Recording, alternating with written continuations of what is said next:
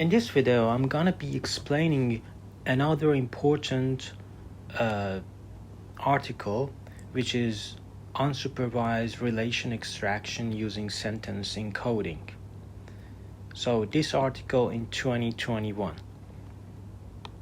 And this article is a positive sample. It means that it is very similar to this article. So it is an expensive and tedious task to collect and annotate labeled data. In the absence of training labeled data, unsupervised approaches are used to extract relation from natural language text. So in this article, they present a novel method that uses sentence encoding for unsupervised relation extraction. By the way, I have a playlist for contrastive learning, contrastive network, Siamese network. In one playlist that I talk about different kind of losses and the problems in Siamese and triple network and many of them, because most of the time if you are not professional, you collapse into a constant.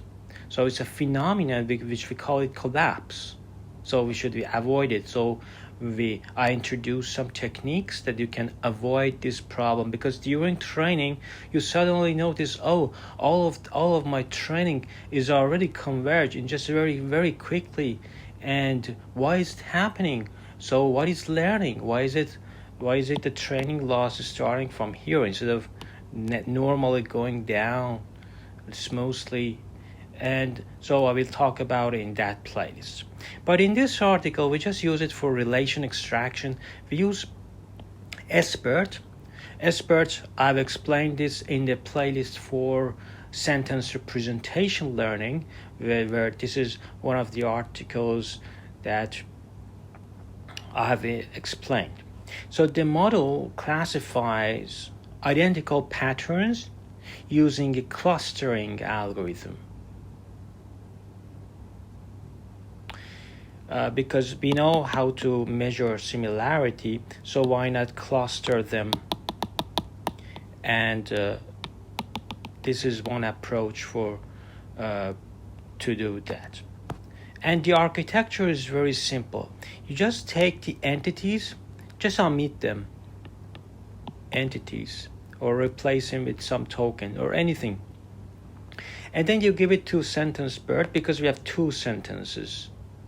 We want to see if they are similar or not. So based on that representation, we can easily do clustering.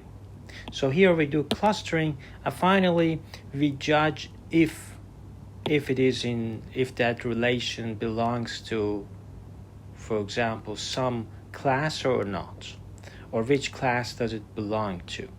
So our approach comprises four main modules. The candidate sentences selection module chooses all those sentences that include two already specified entities types. The sentence encoding module uses sentence BERT to calculate 768 dimensional sentence encoding of the selected sentences. Then the clustering module creates clusters from similar vector representation of sentences. And finally, the relation extraction task. This module uses a verb to choose the most relevant set and extract semantically identical patterns based on cosine similarity. So for candidate sentence selection, the proposed model chooses a candidate sentence based on NE types for a particular, name entity types for a particular relation to reduce the computation time. Then a set of candidate sentences is created from a set of all annotated sentences that include E sub H, head and tail, and the types of them. For example, for relation birthplace, we only filter those sentences that include type, person, and location. The model is based on context of sentence, And then for sentence encoding, they consider the SBERT based on pre-trained model that achieves state of the, and for clustering, they are for unsupervised algorithms such as K-mean and HAC, which require selection of number of clusters. And in relation extraction, two entities can have a variable number of relations so we choose the affinity propagation for a selection of centroid and a number of clusters. And this affinity propagation does not need the number of cluster variable. And it selects an exemplar vector and creates a cluster around this exemplar. And so this is an example of Siamese network, or you could use it even a triple network, which is 3 identical networks instead of just 2 identical in the Siamese case. And finally, we calculate the score, and for example, we do it for query embedding and relation extraction.